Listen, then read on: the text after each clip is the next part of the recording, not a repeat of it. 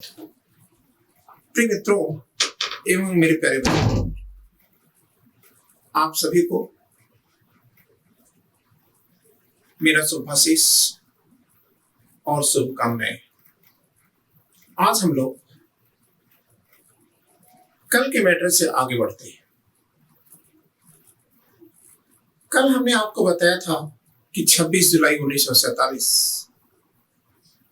ये अखंड भारत के इतिहास में एक महत्वपूर्ण दिन है। इसी दिन हमारी संविधान सभा भी 2 भागों में बंट गई थी। एक इंडिया का संविधान बनाने के लिए और दूसरा पाकिस्तान का संविधान बनाने के लिए बनी थी।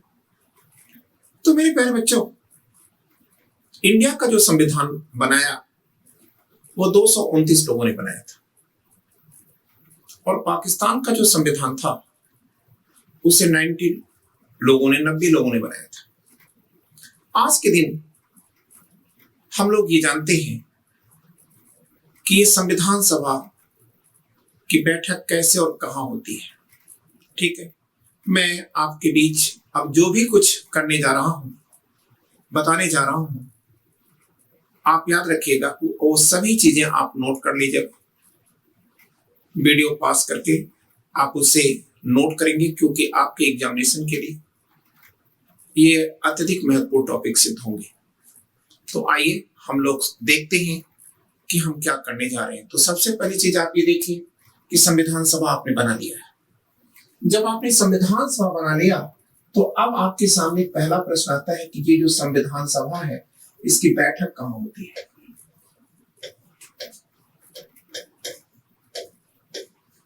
ठीक है, ये जो हमारी संविधान सभा आ रही है इसकी जो पहली बैठक हो रही है ये कहां होगी? फर्स्ट बैठक। ठीक है, तो आप कहेंगे कि सर ये होती है संविधान हॉल में या कॉन्स्टिट्यूशन हॉल में होती है। अब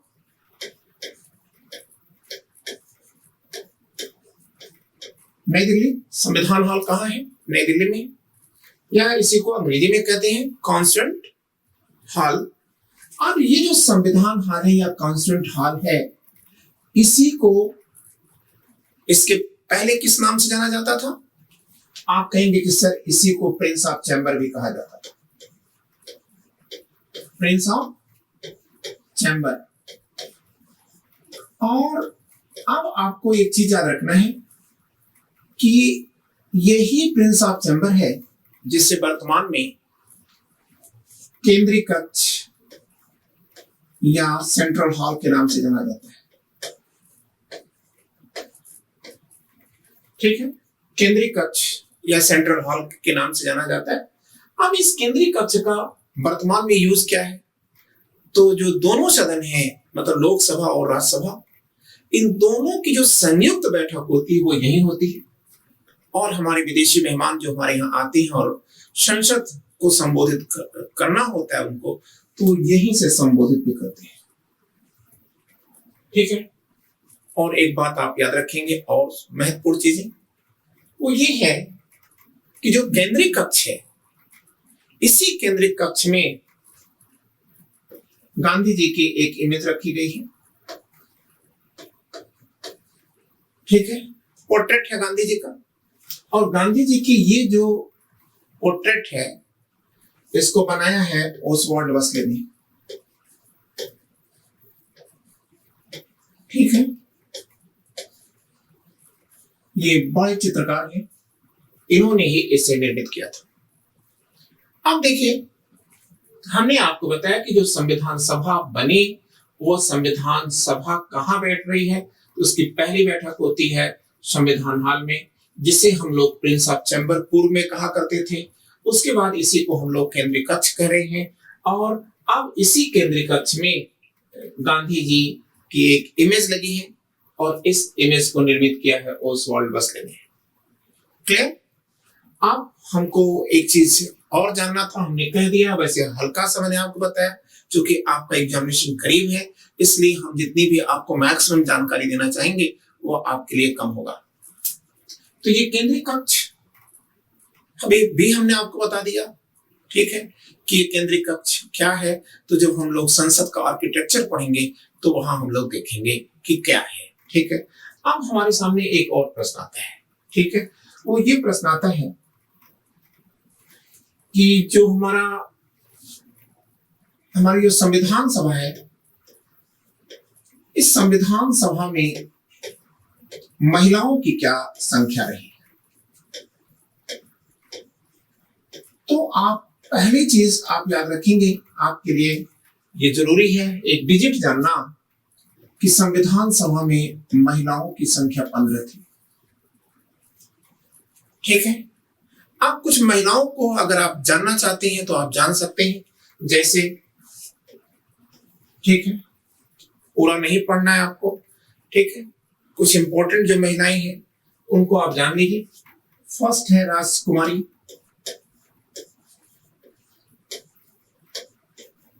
अमृता,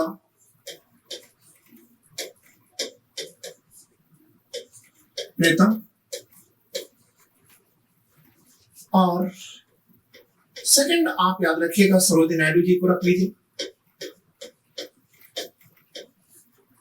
और एक नाम आप और कर सकते हैं, विजय लक्ष्मी पंडित को कर सकते हैं। ठीक है, और आप और क्या नाम देख सकते हैं, बता सकते हैं। तो आप कह सकते हैं कि विजय लक्ष्मी पंडित के साथ साथ हंसा मेहता की बात आप कर सकते हैं। किसकी बात कर सकते हैं आप? ठीक है, हंसा मेहता की बात कर सकते हैं। और हंसा मेहता के बाद आती हैं अमृता कौर भी आती है। ठीक है, तो ये सारे की सारी महिलाएं रही हैं। आपको इतना सा याद रखना है कि यह 15 लोग हैं। सुचिता कृपलानी को भी आप चाहें तो सुचिता कृपलानी को भी आप याद कर सकते हैं। ठीक है, और बेगम एजाज रसूल, ठीक है, जो पाकिस्तान से आई हुई थी, उनको भी संविधान सभा का मेंबरशिप दिया गया था। ठीक है, दुर्गाबाई देशमुख भी यहाँ की मेंबर्स थी। ठीक है, अब हम इसके बाद ये जानेंगे कि क्या इसमें आरक्षण भी दिया गया था संविधान में। ठीक है, क्या आरक्षण भी दिया गया था। ठीक है, तो आप अगली हेडिंग डाल दें, संविधान सभा में आरक्षण। संविधान सभा में आरक्षण, तो आप इसे लिख लें, संविधान सभा में आरक्षण कितना मिल रहा है और क्या मिल रहा है। रिजर्वेशन जिसे आप कहते हैं, आरक्षण। ठीक है, तो अब आपके मन में आ रहा होगा कि एससी और एसटी को क्या रिजर्वेशन मिला था। ठीक है, इसके अतिरिक्त मुसलमानों को क्या आरक्षण मिला। फिर आप पारसियों के बारे में याद रखें, पारसी जिसे जरस्टू भी कहा जा सकता है, जरस्टियन भी कह सकते हैं आप। ठीक है, फिर सिखों को क्या मिला, आरक्षण। इसके बाद नेपालियों को भी कुछ आरक्षण दिया गया था। ठीक है, कितनी सीट नेपाली पाए, कितने सिख पाए, कितने पारसी पाए। तो इसके लिए आप याद रखेंगे एससी और एसटी को 33 सीट्स मिली थी, 33 सीट मिली थी। और मुसलमानों को 31 सीटें इनका रिजर्वेशन था। और एक नाम आप और याद रख सकते हैं, एंग्लो इंडियन, आंग्ल भारतीय, इनको कुल 3 सीटों पर आरक्षण दिया गया था। जो इंडियन क्रिश्चियंस हैं या ईसाई हैं, इनको भी 7 सीटों पर आरक्षण दिया गया था। पारसी को 3, सिख को 5 और नेपाली भी 1 आया था। ठीक है, तो आपके सामने ये चीजें हमने लिख दिया है। और अब हमारे सामने जो अगला पोर्शन निकल कर आ रहा है वो ये आ रहा है कि हम जाने कि हमारी संविधान सभा के अध्यक्षता कौन कर रहा है। संविधान सभा की जो बैठक है उनकी अध्यक्षता कौन कर रहा है। तो आप एक कार्य करिएगा, पहली चीज तो आप याद रखिएगा कार्यकारी अध्यक्ष कौन था। ठीक है, कार्यकारी अध्यक्ष, तो कार्यकारी अध्यक्ष थे जीवी मोलंका।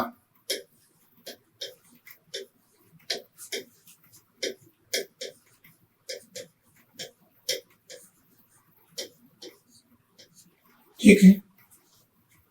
और इसके बाद सलाहकार थे, लीगल एडवाइजर या विधि सलाहकार।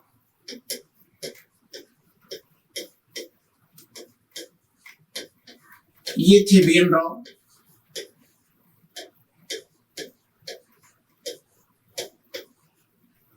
अब हमारे सामने एक तो हमारे लिए ये महत्वपूर्ण है, फिर तीसरा पॉइंट भी हमारे लिए महत्वपूर्ण है, अस्थायी अध्यक्ष।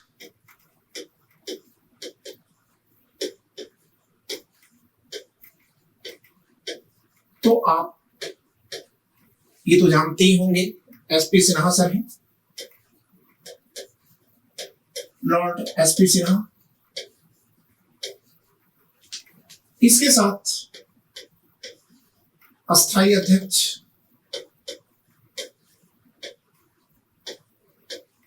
तो अस्थायी अध्यक्ष ये 2 दिन बाद, मतलब ये एसपी सिन्हा सर 9 दिसंबर को हमारी संविधान सभा की पहली बैठक होती है कॉन्स्टिट्यूशन हॉल में, जिसे प्रिंस ऑफ चैम्बर भी कहा जाता है, सेंट्रल हॉल भी कहा जाता है। ठीक है, तो 9 दिसंबर को एसपी सिन्हा सर ने 1946 में, ठीक है, इन्होंने क्या किया है कि संविधान सभा की अध्यक्षता की थी। लेकिन जो अस्थायी अध्यक्ष बने थे वो 11 दिसंबर 1946 को डॉक्टर राजेंद्र प्रसाद को बनाया गया था। ठीक, अब हमारे सामने एक और प्रश्न आता है। ठीक है, 5th पॉइंट आएगा, वो ये है कि जो संविधान सभा है ये कितने अधिवेशन के बाद भारत के संविधान को निर्मित करती है। तो आप कहेंगे कि सर 12 अधिवेशन। 12वें अधिवेशन में हमारा संविधान ये बन करके तैयार होता है। क्लियर? और इसे बनाने में 2 वर्ष 11 माह 18 दिन लग गए थे। ठीक, अब इसके बाद हम आपसे एक और बातें कर लें कि जो हमारा संविधान है, संविधान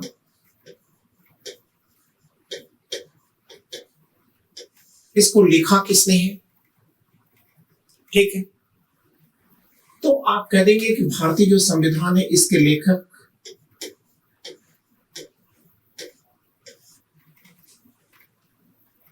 आप लोग ध्यान दीजिएगा, प्रेम बिहारी नारायण रायजादा है। क्लियर? मतलब इन्होंने ही अपनी पेन को चलाया था। ठीक है, तो ये लेखक है। और सेकंड चीज आपको याद रखना है, जैसे आप कभी कभी लोग कह देते हैं कि भारत के संविधान को लिखा किसने, तो देखिए आप सीधे कह देते हैं बी आर अम्बेडकर। ठीक है, बी आर अम्बेडकर सर हमारे ड्राफ्टिंग कमेटी के चीफ हुआ करते थे। ठीक है, जो प्रारूप समिति है उसके अध्यक्ष थे, उन्होंने लिखा नहीं है। क्लियर? लिखने का कार्य, मतलब जो ये लेखक लिखा है उसको आप अंग्रेजी में भी अगर समझ सकते हो तो आप कह सकते हैं कैलियोग्राफर। कैलियोग्राफर, भारतीय संविधान का कैलियोग्राफर कौन है, तो आप कहेंगे कि सर ठीक है रायजादा सर है। क्लियर? और अब हम लोग तीसरी बात करने जा रहे हैं कि जो हमारा संविधान है, इस संविधान को एक केज में या डिब्बे में रखा गया है। क्लियर? और इस डिब्बे में 2 गैसों में से एक गैस का प्रयोग किया जाता है। एक नाइट्रोजन का प्रयोग किया जाता है, या आप कर सकते हैं हीलियम। तो आप कह सकते हैं हीलियम से भरे चैम्बर में या नाइट्रोजन से भरे चैम्बर में ही ये भारतीय संविधान रखा गया है। मूल जो भारतीय संविधान है वह किसमें लिखा गया है, तो किसमें रखा गया है, तो आप कह दोगे कि सर नाइट्रोजन और हीलियम से भरे हुए केस में रखा गया है। अब हमारे सामने एक और बात आती है कि एक मैटर मुझसे छूट गया था, आप वो भी कर लेंगे कि जो भारतीय संविधान का उपाध्यक्ष था वो उपाध्यक्ष कौन था, हरेंद्र नाथ मुखर्जी थे। ठीक है, वो भी कर लेते हैं। अध्यक्ष जब आपने जाना तो उपाध्यक्ष भी आपको जानना चाहिए। ये है हरेंद्र मुखर्जी, कर लेते हैं। क्लियर? अब आप खुद महसूस कर सकते हैं कि आपको जो भी सूचनाएं मिल रही हैं ये सारी की सूचनाएं रेयर हैं और आपके लिए महत्वपूर्ण हैं, जो आपको और उसे अलग बना देती हैं। ठीक है, आइए हम थोड़ा और आगे चलते हैं। बच्चों, जब संविधान सभा की बैठक होती है तो संविधान सभा ने पहला स्टेप क्या लिया? संविधान सभा ने पहला स्टेप ये लिया था कि संविधान सभा ने समिति का निर्माण किया था, कमेटी जिसे आप कह सकते हैं, समितियों का निर्माण किया था। ठीक है, क्लियर? तो इन समितियों में पहली बात आप याद रखिएगा कि सबसे बड़ी समिति कौन थी। ठीक है, तो आप बोलोगे कि सबसे बड़ी जो समिति है, ठीक है, वो कौन सी है, तो आप कहोगे कि सर मूल अधिकार एवं अल्पसंख्यक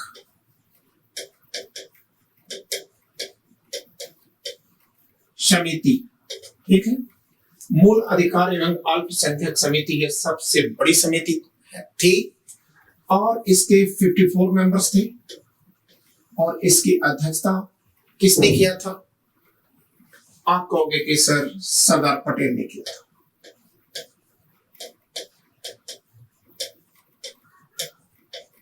क्लियर? अब यहां जब आपने सबसे बड़ी को पढ़ा तो सबसे छोटी भी आपको पढ़ना चाहिए, जानना चाहिए कि सबसे छोटी समिति क्या है।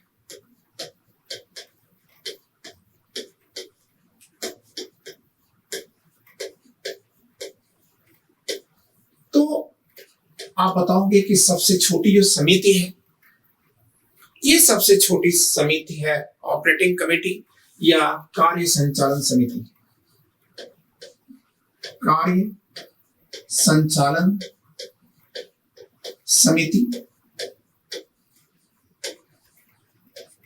ये सबसे छोटी समिति है और कितने मेंबर्स थे इसके अंदर? तो आप कहेंगे 3 मेंबर थे सर। और इसकी हेडिंग या इसके अध्यक्ष कौन थे? तो आप बताओगे कि सर, यहां मैं लिख दे रहा हूं, तो आप कहोगे कि सर इसके जो अध्यक्ष थे वो थे कन्हैया लाल, माणिक लाल, मुंशी। क्लियर? अब बच्चों हमारे सामने एक और प्रश्न आता है। ठीक है, इससे क्वेश्चंस उठाते उठाते और अब हमारे सामने एक और आता है कि नेहरू जी ने किन किन समितियों की अध्यक्षता किया था? तो आप कहेंगे जवाहरलाल नेहरू जी ने किन किन समितियों की अध्यक्षता किया था? तो आप कहेंगे सर एक संघ शक्ति समिति है और दूसरा है संघ संविधान समिति।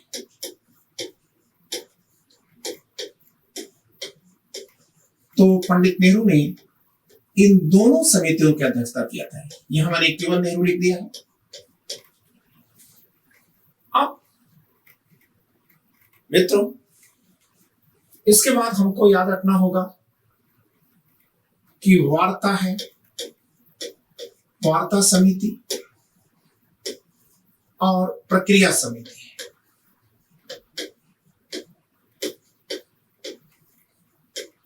समिति,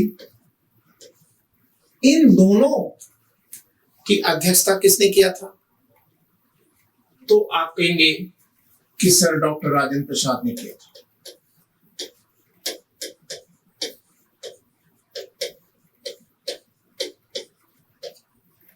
क्लियर? अब इसके बाद एक और आता है, मतलब जिन्होंने दो समितियों की अध्यक्षता किया, तो आप कहेंगे कि सर पटेल सर आते हैं। तो पटेल सर ने, अभी आपने देखा था कि मूल अधिकार एवं अल्पसंख्यक सुरक्षा समिति,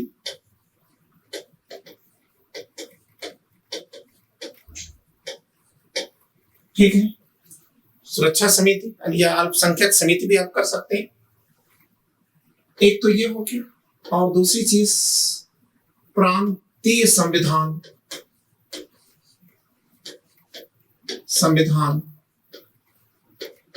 समिति, ठीक है, समिति लिख देते हैं। तो प्रांतीय संविधान समिति, ये जो दोनों समितियां हैं, इसकी अध्यक्षता पटेल सर ने किया था, सरदार वल्लभ भाई पटेल ने किया था। ठीक है, अब कुछ अन्य समितियां भी आपको जानना है।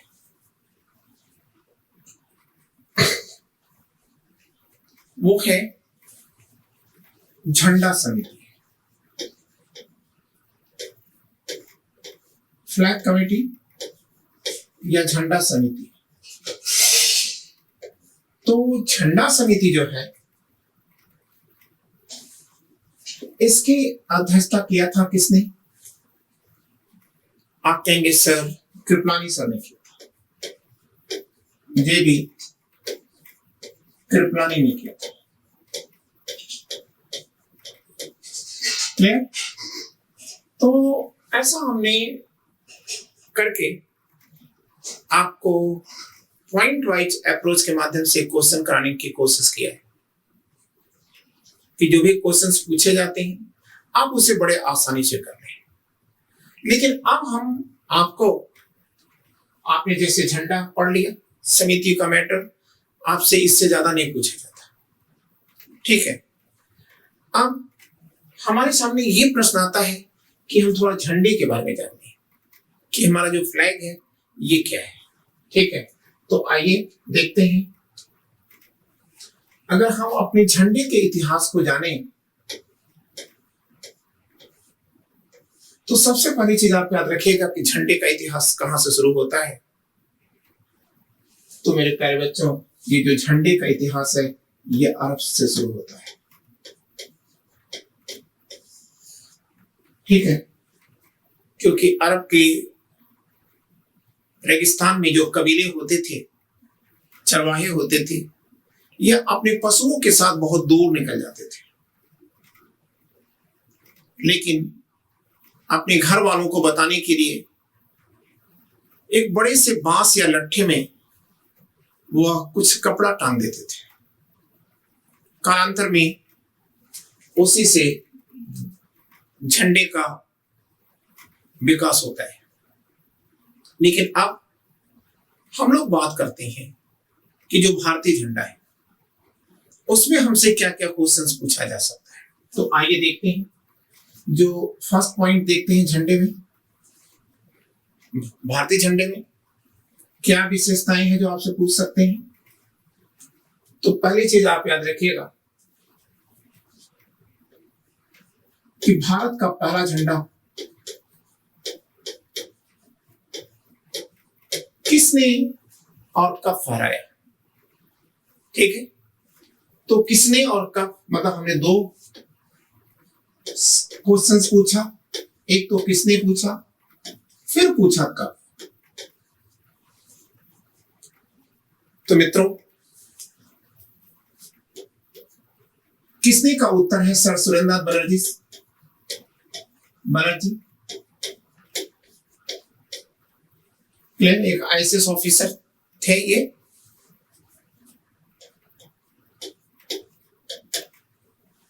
क्लियर? कब फहराया? तो आप कहोगे कि सर 7 अगस्त को फहराया।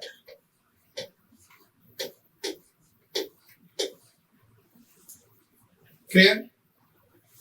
अब अगर आपसे पूछा जाए कहां फहराया, तो इसका भी आंसर आप कर देंगे और आप कह देंगे कलकत्ता में फहराया था। क्लियर? जैसे आज आप कोलकाता कहते हैं, ठीक है, ये फहराया था। ठीक है, अब थोड़ा हम लोग और आगे चलते हैं। हम आपको इस मोड पे पहुंचा देना चाहते हैं कि झंडे से संबंधित कोई भी क्वेश्चन आप देश की किसी भी परीक्षा के लिए आप उसे करने में सक्षम हो सके। तो सेकंड पॉइंट आपको हम बताने जा रहे हैं, देश के बाहर अर्थात विदेश में, विदेश में भारतीय झंडे को सबसे पहले फहराया था मैडम भीखाजी रुस्तम जी कामा ने। क्लियर? मैडम भीखा, ये थोड़ा सा जोड़ लीजिएगा, भीखाजी रुस्तम जी कामा। ठीक है, मतलब ये रुस्तम इनके हस्बैंड हैं, ठीक है, और ये एक पारसी महिला थी और इन्हें ही भारतीय क्रांतिकारियों की मां कहा जाता है, मदर ऑफ इंडियन रिवोल्यूशनरीज। तो इनको जो भारतीय क्रांतिकारी हैं उनकी मां कहा जाता है। तो इन्होंने, किसने का ये आंसर हुआ? आप कब फहराया? तो आप कह दोगे कि सर 1907 में फहराया। अब यहां प्रश्न आता है कहां फहराया? तो आप बोलोगे कि सर जर्मनी, जर्मनी का एक शहर है स्टुटगार्ट,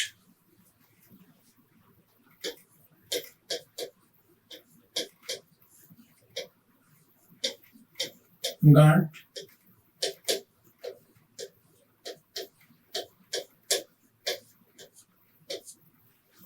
क्लियर?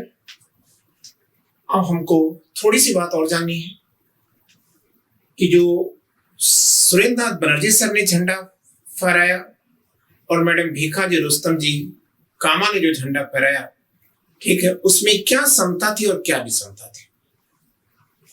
तो आप याद रखिएगा, सर सुरेंद्रनाथ बनर्जी ने जो झंडा फहराया था उसमें 3 कलर का प्रयोग हुआ था। क्लियर? क्रमशः आपको लिखना होगा। तो आप कहेंगे सर रेड था, लाल था, ठीक है, उसके बाद ग्रीन था अर्थात हरा था, क्लियर, हरा, और इसके बाद पीला है। क्लियर? और फिर एक बात आपको और याद रखना है, इसमें चांद भी था और तारे की भी आकृति थी। ठीक? और आप कह देंगे कि सर इसके अतिरिक्त इसमें 8 कमल था, सफेद कमल, कमल का फूल। क्लियर है ना? लेकिन अब अगर आपसे पूछा जाता है कि मैडम भीखाजी रुस्तम जी कामा में क्या था, तो आप कहेंगे कि सर ये रेड उनमें भी था, ग्रीन उनमें भी था, पीला भी था, लेकिन आप याद रखेंगे इसमें तारे 7 हो जाते हैं। तारों की संख्या क्या हो गई? 7 हो गई, और कमल जो है ये 8 के स्थान पर 1 हो जाएगा। क्लियर? अब इसके बाद हम लोग चलते हैं, आगे का पोर्शन देखते हैं। तो आगे हमारे सामने प्रश्न आ रहा है कि एलिवेसेंट, एलिवेसेंट की क्या देन है? तो आप कहोगे कि सर मैडम एलिवेसेंट ने होम रूल आंदोलन के दौरान एक झंडे को डिजाइन किया था। एक झंडे को अनफोल्ड या फहराया था। तो एनिमेशन का जो झंडा है उसमें देखिए कलर वही रखिए आप, तीनों कलर वही है, मतलब रेड, ग्रीन और येलो, लाल, हरा और पीला ही है, ठीक है। और 4 तारे और एक ही कमल है, लेकिन इसमें एक नई चीज जोड़ दी गई है और वो है यूनियन जैक। यूनियन जैक भी इसमें चिपकाया गया था। यूनियन जैक क्या है? आप कहेंगे कि सर ब्रिटेन का जो झंडा है यूनियन जैक, उसे यूनियन जैक के नाम से जाना जाता है। क्लियर? अब बात हमारे सामने आती है, गांधी जी ने हमारे झंडे में क्या दिया है? तो आप कहेंगे कि सर 1921 में गांधी जी का झंडा आता है। तो आप याद रखिएगा गांधी जी ने जो झंडा लाया उसमें क्या खास बात है। तो मेरे प्यारे बच्चों, गांधी जी का जो झंडा है उसमें आपको याद रखना है कि कलर 3 है, लेकिन थोड़ा सा चेंज हो जाएगा, गांधी जी चेंज कर देंगे, ठीक है। वो क्या है? आप कहेंगे रेड के बाद व्हाइट है,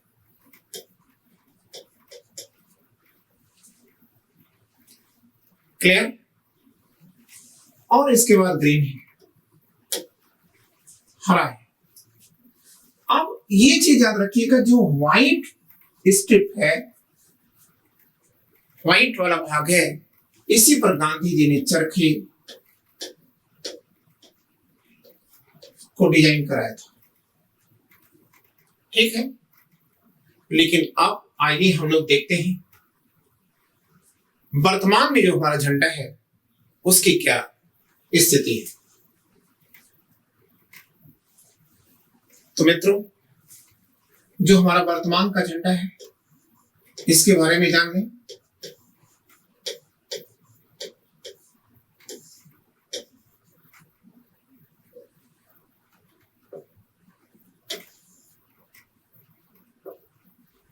तो वर्तमान का जो झंडा है इसके बारे में आप क्या जानेंगे? फर्स्ट पॉइंट आप जानेंगे कि वर्तमान झंडे की डिजाइनिंग किसने किया है। तो जो वर्तमान झंडा है इसकी डिजाइनिंग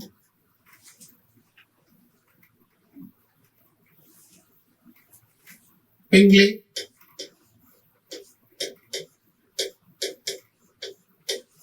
वेंकैया नायडू ने किया है। पिंगले वेंकैया नायडू, इन्हें डायमंड गुरु के नाम से जाना जाता है।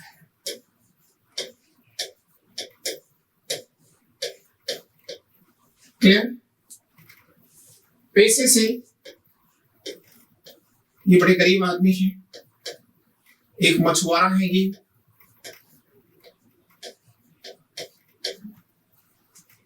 और निवासी ये आंध्र प्रदेश के मछलीपट्टनम से हैं, या जिसे आप मछलीपट्टनम भी कहते हैं। और इन्हीं को सम्मान देने के लिए मनमोहन सिंह की सरकार ने, श्रीमान मनमोहन सिंह सरकार जो थी 2009 में, इन्होंने 2009 में इनको सम्मान देने के लिए डाक टिकट जारी किया था। क्लियर? तो अब आपको ये देखना है कि जो वर्तमान झंडा है वो किसकी डिजाइनिंग पर है, ठीक है। और ये याद रखिएगा अनुपात, इसमें अनुपात क्या होता है? तो आप कहेंगे सर 3:2, मतलब 3 संबंधित 2 का होता है। इसका मतलब ये है कि यह एक रेक्टेंगुलर या आयताकार स्ट्रक्चर में होगा, लाइक दिस, ठीक है, इस प्रकार से होगा, ठीक है। आप झंडे में, जैसा कि आप जानते हैं कि झंडे की डिजाइनिंग की बातें करते हैं। अगर ये हमारा झंडा है, जैसा कि हम दिखा दे रहे हैं, हमारा प्यारा तिरंगा, तो ये जो हमारा तिरंगा है इसके बारे में हम जानते हैं। तो ये ऊपर है सैफरॉन या केसरिया,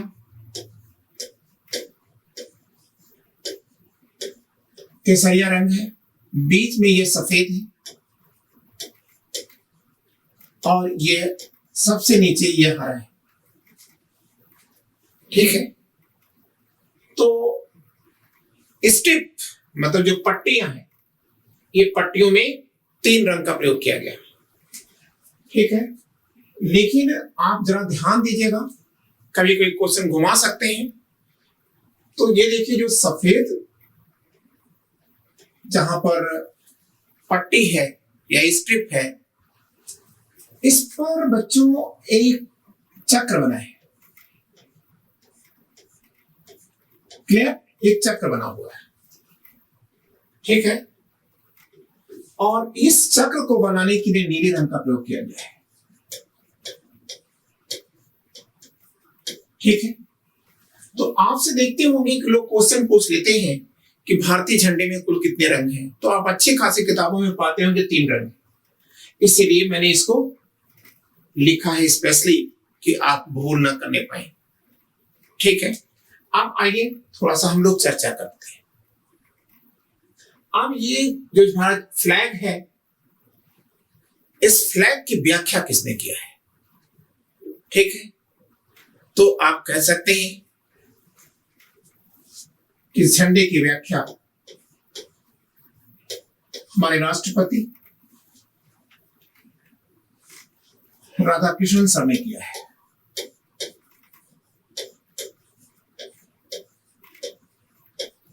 क्लियर, राधाकृष्णन ने किया। मेरे प्यारे बच्चों, तो सर्वपल्ली श्रीमान राधाकृष्णन सर ने इस झंडे की क्या व्याख्या किया था?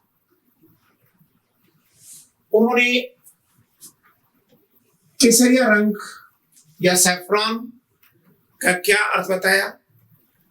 वो कहते हैं कि जो सैफरॉन कलर है वो सैक्रिफाइस या बलिदान का प्रतीक है। मतलब जब आप राजनीति में आए तो आप पाने के लिए नहीं, खोने के लिए आए, बलिदान करने के लिए आए।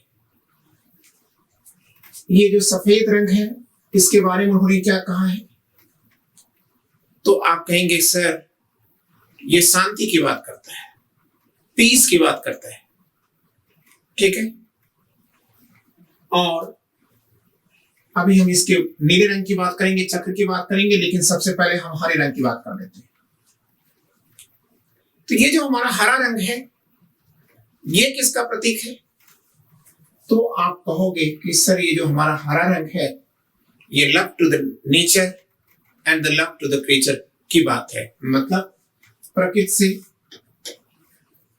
और प्रकृति के जीवों से आप प्यार करो। मतलब प्रकृति से और प्रकृति के जीवों से आप प्यार करो।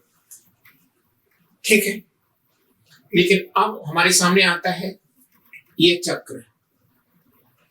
तो ये जो चक्र है, यह किसका प्रतीक है?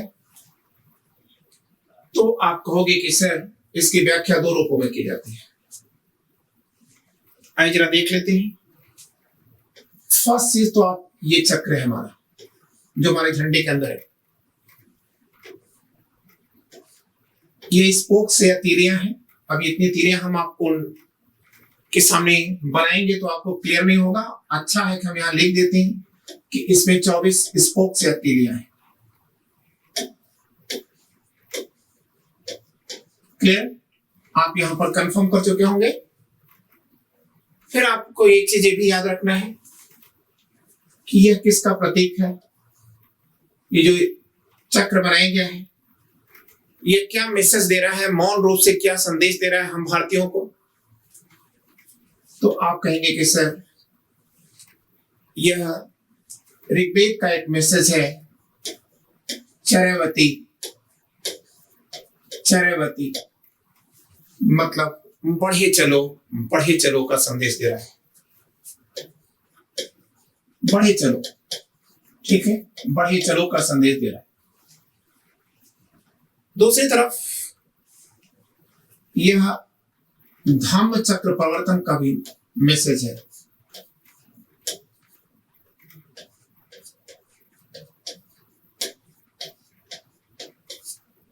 क्लियर? भगवान बुद्ध ने सारनाथ में जो लेक्चर दिया था उसका प्रतीक भी चक्र ही है, और उस पहले लेक्चर को क्या कहा जाता है? धम्म चक्र प्रवर्तन। क्लियर? अब हमको याद रखना है, और क्या चीजें याद रखनी है हमें झंडे के बारे में? तो आप याद रखिएगा कि भारतीय संविधान सभा ने इसे कब अपनाया। ठीक है, झंडे को भारत के संविधान सभा ने कब अपनाया था? तो बच्चों आप याद रखना कि 22 जुलाई 1947 हमारी संविधान सभा ने हमारे प्यारे तिरंगे को हमारे राष्ट्र का झंडा घोषित कर दिया था। क्लियर? तो अब हमारे सामने एक और प्रश्न उत्पन्न होता है, वो ये है, फ्लैग कोड क्या है? झंडा संहिता क्या है? संहिता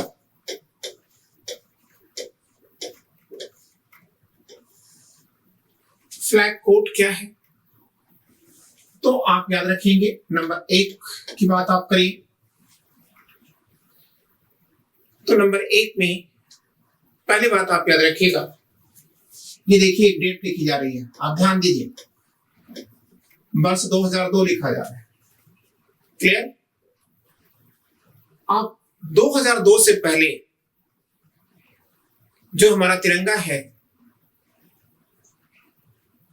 उसे प्राइवेट व्यक्तियों और प्राइवेट घरों पर फहराने की अनुमति नहीं थी, लेकिन सांसद नवीन जिंदल, ये पूंजीपति भी हैं, तो सांसद नवीन जिंदल की एक याचिका, मतलब इन्होंने एक मुकदमा किया था भारतीय सुप्रीम कोर्ट में, और उसी मुकदमे की सुनवाई करते हुए सुप्रीम कोर्ट ने कहा कि नहीं, यह झंडा कोई भी व्यक्ति फहरा सकता है।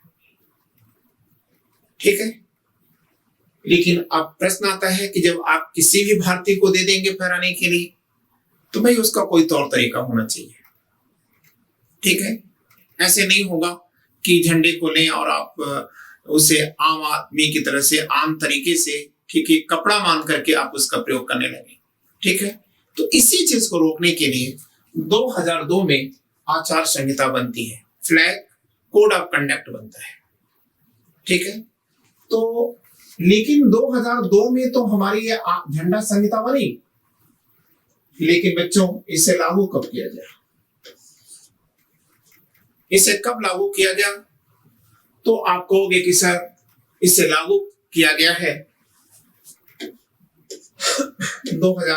26 जनवरी 2006 को। क्लियर? अब यहां प्रश्न है कि हमारी झंडा संहिता में क्या निर्देश दिया गया है।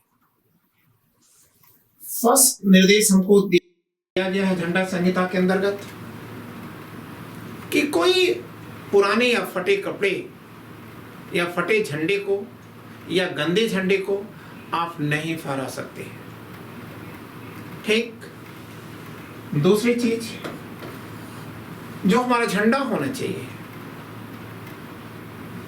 वह खादी के कपड़े से निर्मित होना चाहिए। क्लियर? और फिर और क्या कहा गया है? आप कहेंगे अगर झंडे को आपको नष्ट ही करना है तो आप इसे एकांत में जाकर के नष्ट करें। ठीक है, ससम्मान एकांत में जाकर के आप इसे नष्ट कर सकते हैं। इसके साथ एक बात और आती है, जो भी पॉइंट चल रहा हो तो वो ये है कि आप लेन देन के लिए आप झंडे का प्रयोग नहीं कर सकते। ऐसा नहीं कर सकते कि आप झंडा है और उसका आप बैग सिलवा लें या कोई चीज लपेट करके दे दें, ठीक है, आप ऐसा नहीं कर सकते, ठीक है। आप उसे अपने शरीर में भी लपेट नहीं सकते। क्लियर? तो मेरे बच्चों, ये है झंडा संहिता, ठीक है। जो जितनी जरूरत थी आपको वो हमने बताया। अब आपको याद रखना होगा इस झंडा संहिता को लागू कौन करता है। आप कहेंगे सर केंद्रीय गृह मंत्रालय लागू करता है।